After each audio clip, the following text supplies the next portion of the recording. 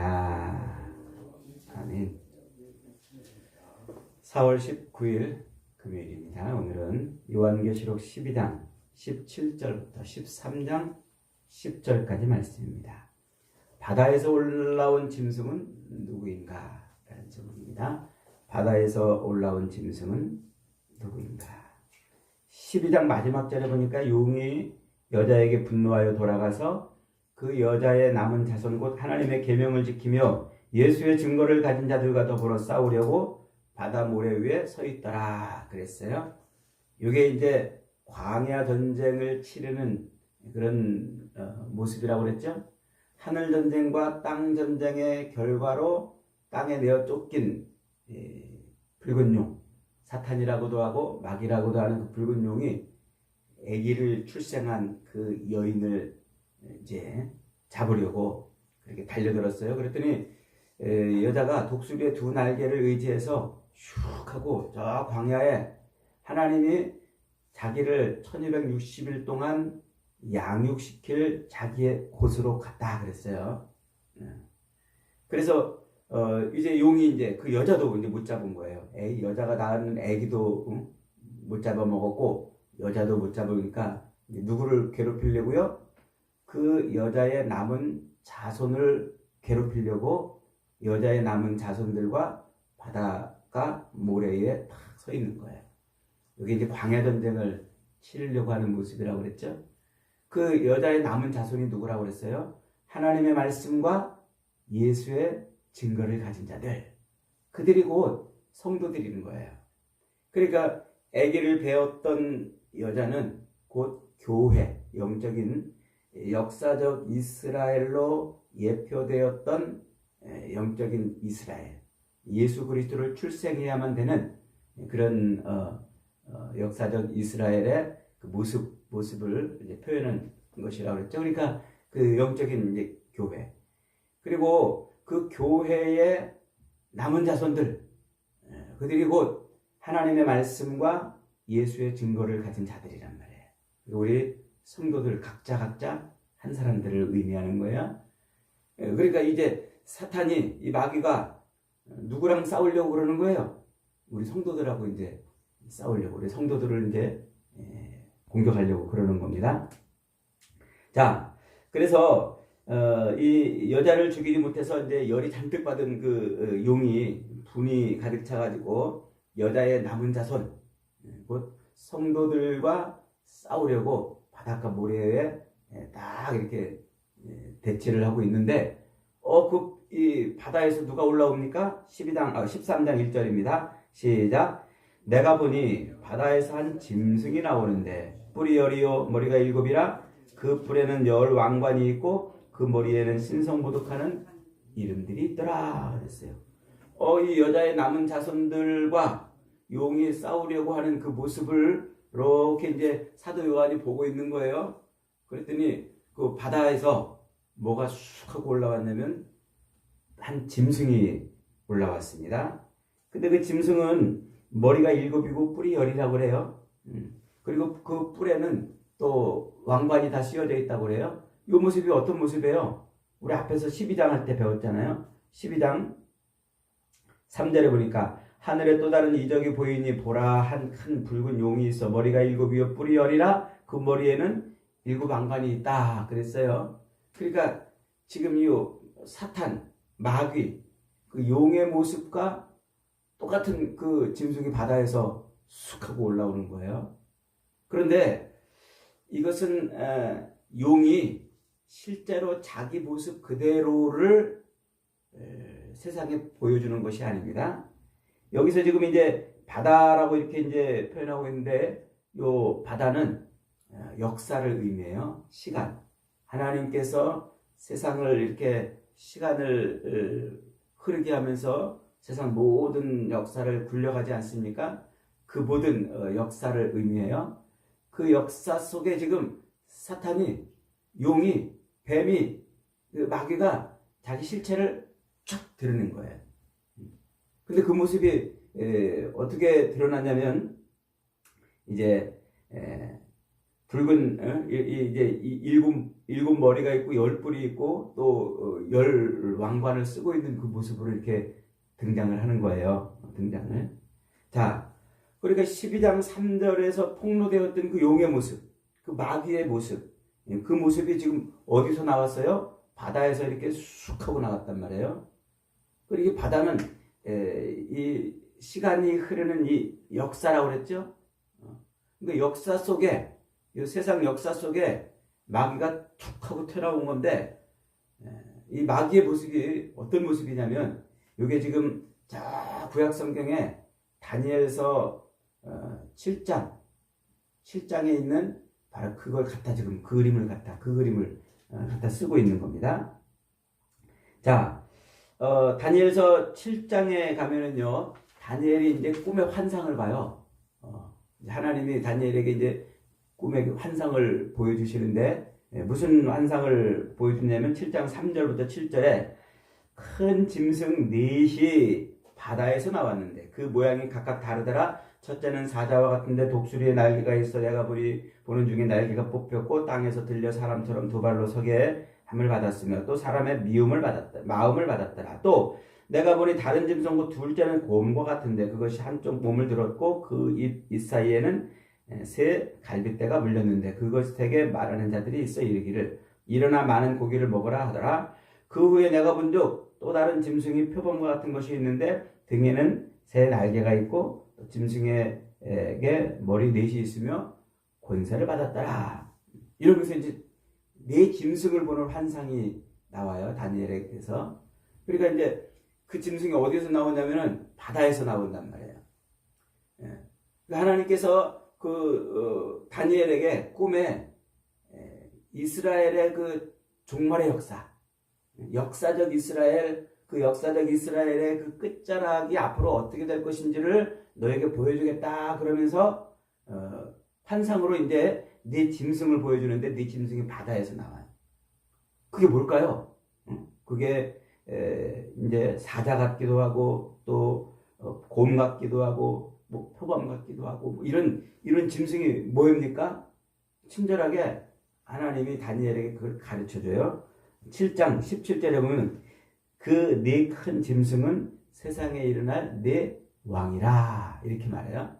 그러니까 다니엘의 꿈에 환상에 이제 바다에서 네 짐승이 올라오는데 그 네 짐승은 앞으로 그 역사 속에서 등장할 네 나라, 네 왕을 의미하는 것이라고 그래요. 그러니까 그 이스라엘 하나님의 백성인 그 이스라엘이 앞으로 그 네 나라가 등장을 해서 그 이스라엘이 그 네 나라 왕들에게 짓밟혀서 끝내는 이제 이스라엘은 역사 속에서 사라질 것이다. 이게 다니엘서 7장의 예언이란 말이에요. 자, 그 다니엘서 7장의 그 예언에서 그 짐승들, 네 짐승은 뭐라고 그랬습니까? 네 나라, 네 왕이라 이렇게 표현을 하고 있잖아요. 지금 그걸 갖다가 지금 사도 요한이 갖다가 이 그림으로 그 마귀, 사탄이 역사 속에 등장하는 모습을 설명해 주고 있는 거예요. 그러니까 지금 여기서 7머리와 10뿔을 가지고 있는 그 사탄이 역사 속에, 즉 바닷속에서 툭 하고 튀어나오는데 역사 속에 어떤 모습으로 등장한단 말이에요? 다니엘서에 예언했던 바로 그 모습으로 등장하는 거예요. 그래서 네 나라 혹은 네 왕 그런 모습으로 이제 등장을 한단 말이죠. 그러니까 그 네 나라로 상징되는 다니엘서에서는 네 나라로 상징되는 그 네 왕, 네 나라가 여기서는 한 몸에 다 들어있어요. 한 짐승이 툭 하고 나오는 것처럼 이렇게 이제 보이는 거예요. 그러니까 이 기원은 오직 마귀, 사탄 같은 곳이라는 거예요. 그래서 바다에서 올라오는 그 짐승은 마귀 사탄을 자기 주인으로 섬기고 그러면서 이제 역사 속에 등장해가지고 여자의 남은 자손, 즉 성도들과 싸우는 전쟁을 벌이는 그런 존재입니다. 하나님의 백성들을 대적하여 하나님의 백성들을 하나님에게서 떼어놓고 그리고 하나님을 예배하고 경배하지 못하도록 오히려 자기를 경배하고 또 자기의 주인인 사탄을 경배하게 만들려고 하는 그런 세력을 의미해요. 그게 이 영적인 영의 세계, 영계에 있는 이 사탄, 이 마귀가 역사 속에 툭 하고 나오는 실제 모습이에요. 그것을 바다에서 올라온 짐승 이렇게 이제 표현을 하고 있는 거예요. 그러니까 이 바다에서 올라온 짐승은 역사의 어떤 한 시점에 등장한 적그리스도가 아니에요. 요 이제 세대주의자들은 이 성경을 요한계시록을 해석할 때 7년 대환란이 있을 거라고 해석한단 말이에요. 7년 역사의 어느 순간에 7년 대환란이 있을 것이라고. 그 7년 대환란 전에 교회는 휴거를 받고 이제 유대인들과 또 이방인들, 세상 사람들만 남아가지고 7년 대환란을 당하고, 그 유대인들은 그 7년 대환란을 당하는 동안에 회심을 해가지고 완전히 하나님의 앞으로 돌아올 것이다. 그리고 이제 그렇게 유대인들이 회심해서 하나님 앞에 돌아오면 이제 곡과 마곡의 그 한판 전쟁이 이제 일어날 건데, 그 곡과 마곡의 전쟁을 주도하는 세력이 이제 적그리스도라고 이렇게 이제 해석을 한단 말이에요. 그거는 잘못 해석하는 거예요. 그렇게 지금 계시록은 그 얘기를 하고 있는 게 아니에요. 그러면 이 7년 대환란을 언제 이 모습으로 우리가 보겠습니까? 역사의 어느 순간에 일어날 일이라고 이제 본단 말이에요. 그리고 또 그러다 보면은 무슨 일이 벌어지냐면, 교회는 이제 휴거를 먼저 하잖아요. 유대인들만 남잖아요. 그리고 우리는 다 이미 휴거했으니까 요한계시록 6장부터 뒷장은 우리에게 아무 의미가 없는 성경이 돼버려요. 그러니까 실제로 이 세대주의자들은 요한계시록 5장에서 이미 다 성도들이 교회가 휴거를 하기 때문에, 공중에서 예수님을 공중재림하기 때문에 6장부터는 이 성경은 우리에게 별로 의미가 없는 유대인들을 위한 것이다 이렇게 설교를 해요. 그러면 우리 성경이 이거 말씀 하나하나 다 이거 더하거나 빼면 안 된다고 그러는데 이걸 통째로 다 빼버리면 어떻게 되는 거야? 그건 성경을 지금 잘못 해석하는 거죠. 그러니까 이제 7년 대환란이 있고, 그 7년 대환란 기간 동안에 유대인들이 통째로 회심하여 돌아오고, 그 회심한 유대인들이 이제 제3성전을 세워 이제 하나님의 완전한 나라가 되려고, 그러니까 그걸 방해하려고 곡과 마곡의 전쟁을 이렇게 일으키는데, 그 세력이 이제 적그리스도다 이렇게 이제 하는 그 소설을 맞추기 위해서 여기서 요 바다에서 올라오는 짐승을 어떤 적그리스도 한 사람이라고 이제 이렇게 해석한단 말이에요. 그런 해석은 성경을 소설책으로 만드는 거예요. 그러니까 여러분 절대로 휴거한다. 이 휴거라는 말 나오면 저거 이단이다. 저거 잘못 해석하는 것이다. 7년 대환란, 앞으로 7년 대환란이 올 거야. 이런 말 하는 사람들은 저 성경 잘못 해석하는 것이다 하고 머릿속에 딱 집어넣어 놓으세요. 그래야 그런 이상한 소리에 귀를 안 뺏기고 마음을 안 뺏깁니다. 자, 이 용이, 마귀가, 사탄이 역사라고 하는 이 시간이 흘러가는 역사 속에 툭 하고 등장하는 요 모습이 지금 바다에서 한 짐승이 나오는 모습이란 말이에요. 근데 실제로 자기 모습을 그대로 갖고 나오는 게 아니라 광명한 천사의 모습으로 나와야 되니까, 이 사탄이. 그래서 다른 모습으로 등장하는 거예요. 다른 모습으로. 그러나 사탄의 권세는 다 가지고 등장해요. 사탄이 가지고 있던 그 힘과 영광과 권세는 다 가지고 등장하는 게 바다에서 올라오는 짐승이란 말이죠. 만약에 여러분들이 그 짐승의 모습, 여기서 묘사하고 있는 이런 표현 그대로 모습을 본다면 그런 모습은 찾을 수가 없어요. 머리가 7이고 뿔이 10, 이런 모습은, 그런 모습은 실제로 등장하지 않아요. 이게 지금 은유적 표현이란 말이에요. 은유적 표현. 이런 이야기를 우리가 많이 안 들어봐가지고 낯설고 생소해가지고 도무지 잘 이해가 안 되는데, 이제 예를 들면 어린 양 하면 누가 떠올라요? 예수님이 떠오르잖아요. 어린 양에 대한 이미지는 우리가 많이 들었기 때문에, 구약 성경에서도 많이 들었고, 그분이 그 구약 성경에서 만들어진 그 이미지 어린 양이 예수님이라는 것을 우리가 신약에서 많이 들었기 때문에, 어린 양 그러면 실제로 음매하는 어린 양을 떠올리지 않고 예수님을 딱 떠올리잖아요. 많이 들었기 때문에. 그걸 우리가 이미 익숙하게 알고 있기 때문에. 그런데 이 바다짐승, 뭐 뿔이 일곱이요, 머리가 열이고, 뭐 이런 것들은 아마 많이 안 들어봤잖아요. 우리 설교 시간에 그런 설교 그렇게 막 설교 안 하잖아요. 그러니까 우리가 이걸 많이 안 들어봤기 때문에 이게 사탄이라고 하는 것을 금방 못 떠올리고, 그리고 바다에서 올라온 그 짐승이 사탄의 권세를 다 가지고 있다는 것을 금방 못 떠올려서 어렵게 느껴지는 거지, 실제로는 아주 쉬운 얘기예요. 아주 쉬운 얘기. 그러니까 마귀 사탄이 성도들을 쓰러뜨리려고 광명한 천사의 모습처럼 이제 등장하는데, 그 모습이 이제 바다에서 툭 떠올라오는 모습이란 말이에요. 자, 그 모습이 이제 그 모습이 과연 뭐냐면, 말세, 예수 그리스도의 십자가 죽으심과 부활로부터 시작해서 다시 오실 재림 때까지 끝나는 그 역사적 기간, 이 말세에 등장해서 성도들을 미혹하고 핍박하고 넘어뜨리려고 하는 그런 세력이 나타났단 말이에요. 그 세력이. 그게 뭐냐면, 마귀의 그 모든 권세와 영광과 힘을 힘입은 세상의 역사 속에 등장하는 권력자들이에요. 역사 속에 등장하는 그 히틀러든지 김일성이든지 뭐 이런, 그래서 성도들을 죽이려고 하는 그런 권력자들이 있잖아요. 그리고 그 권력자들이 만들어내는 철학과 사상과 이념과 문화와 이런 것들이에요. 그 권력자들이 세상을 통치할 때 말이죠,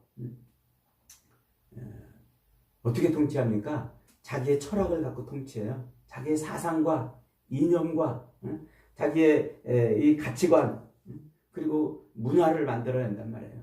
그래서 예를 들면 이제 뭐 김일성 같은 자가 탁 나타나가지고는요, 자기를 거의 하나님처럼 이렇게 섬기게 만들잖아요. 동상을 곳곳에 세워놓고 말이죠. 그리고 사회주의라는 그 이념으로 이 백성들을 통치를 하는 거예요. 그러니까 마귀 사탄의 그 권세와 영광과 힘을 그대로 힘입어서 요 세상의 역사 속에 그런 권력자들이 등장하고, 그 사람들이 또 철학과 사상과 이념과 문화 이런 것들로 백성들을 통치를 하는 거예요. 그리고 그것을 기반으로 해서 사람들을 지배하고 있는 공산주의, 사회주의, 황금만능주의, 종교다원주의, 현세기복주의, 신비주의, 과학주의, 뉴에이지, 상대주의, 이원주의, 쾌락주의, 이런 것들을 의미하는 거예요. 이게 다 어디서 나온다고요? 사탄에게서 나오는 거예요. 마귀에게서 나오는 거예요. 이 역사 속에 살고 있는 이 하나님의 백성들, 이 말세의 기간에 살고 있는 하나님의 백성들을 핍박하고 하나님에게서 떨어지게 하고 믿음을 뺏어버리려고 그런 힘과 사상, 철학, 이념, 문화 이런 것들로 등장해가지고 성도들을 통치한단 말이에요. 지배하고 통치한단 말이에요. 그러니까 이제 마귀 사탄은 하나님을 늘 흉내내요. 하나님을. 이제 우리가 월요일날 13장 마지막을 읽어보겠습니다만, 이 바다 짐승만 나오는 게 아니라 땅 짐승도 또 나와요. 땅 짐승. 이 땅 짐승은 나와가지고 뭐 하냐면 사람들로 하여금 바다 짐승을 경배하게 해요. 숭배하고 의지하게 해요. 그러면 이 바다 짐승은 이제 자기도 경배를 받을 뿐만 아니라 자기의 배후에 있는 사탄도 또 경배하게 하고 숭배하게 만들어요. 이게 하나님의 삼위일체 모습을 흉내내는 거예요. 성부, 성자, 성령 하나님의 그 모습처럼 자기도 그렇게 삼위일체를 흉내내는 거예요. 그리고 일곱 뿔을 가졌고, 일곱 머리를 가졌고, 일곱 뿔을 가진 것처럼, 이제 그렇게 묘사하잖아요.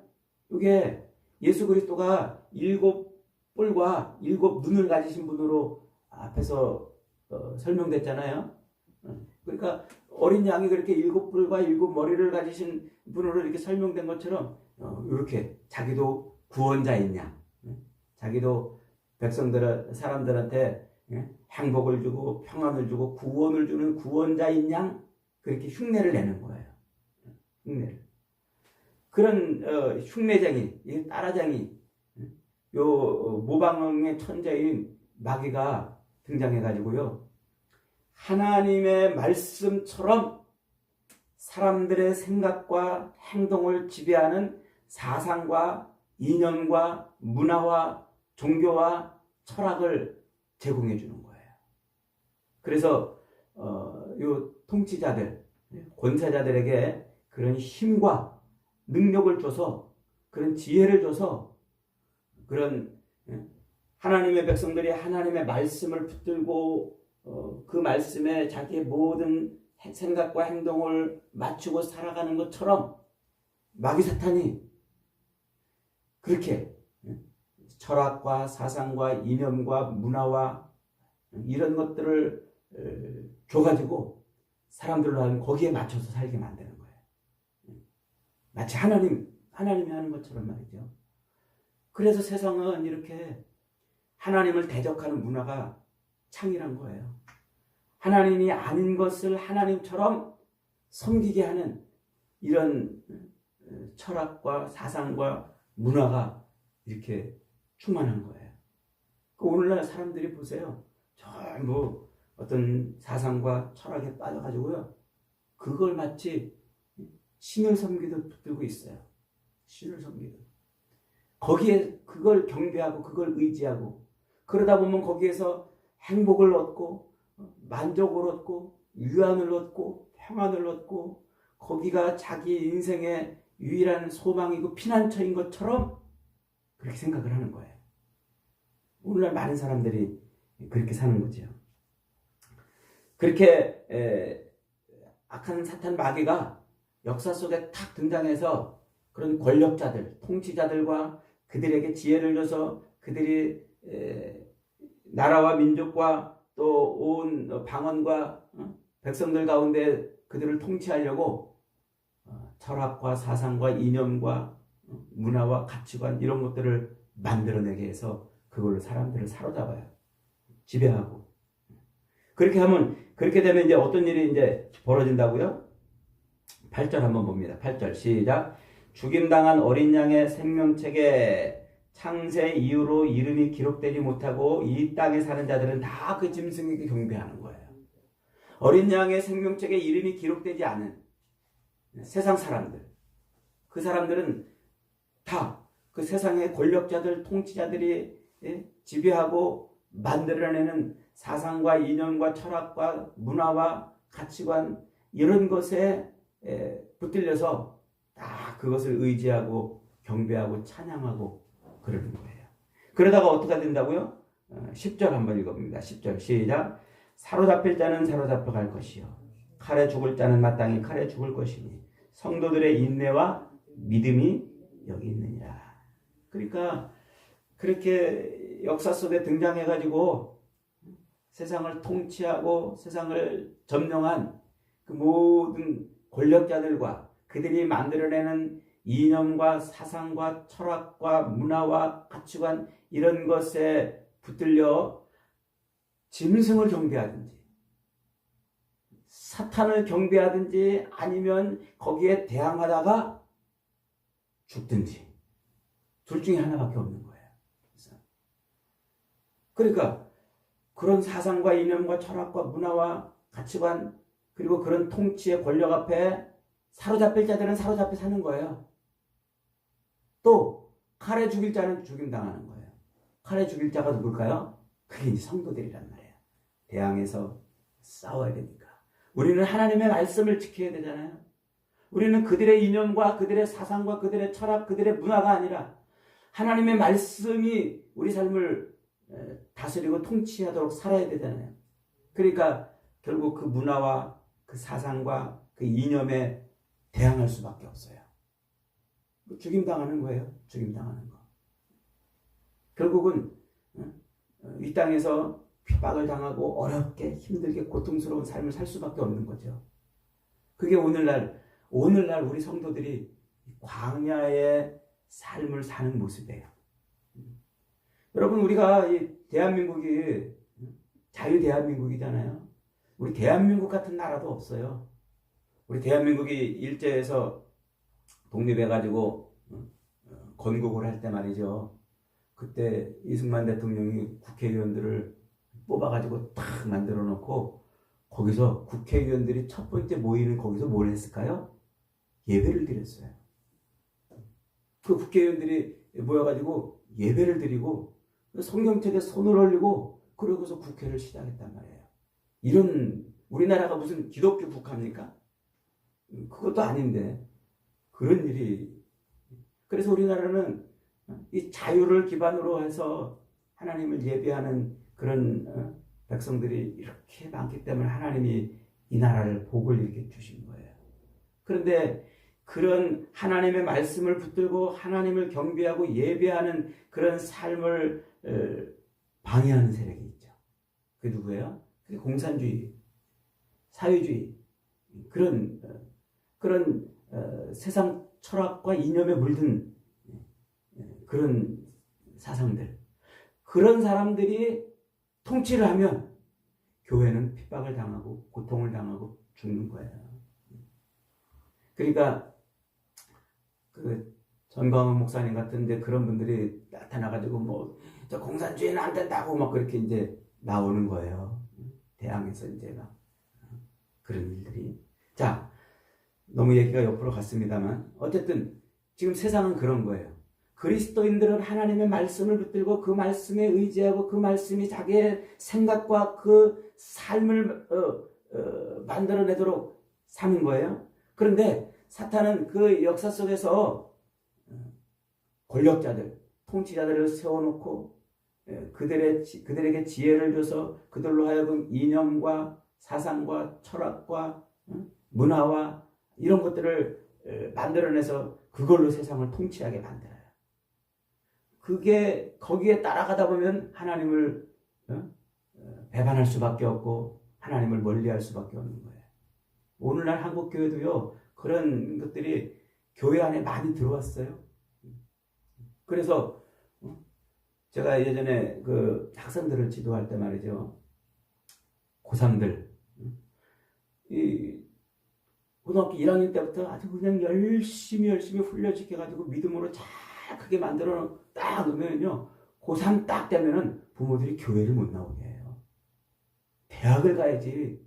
너 그렇게 열심히 교회 다니다가 대학 똑 떨어지면 그거 무슨 창피냐? 대학 가야 된다. 좋은 대학 가서 좋은 직장 가서 돈 많이 벌고 그렇게 살아야 된다고 가르치는 거예요.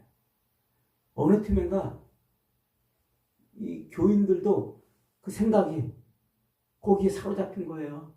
거기에 사로잡혀.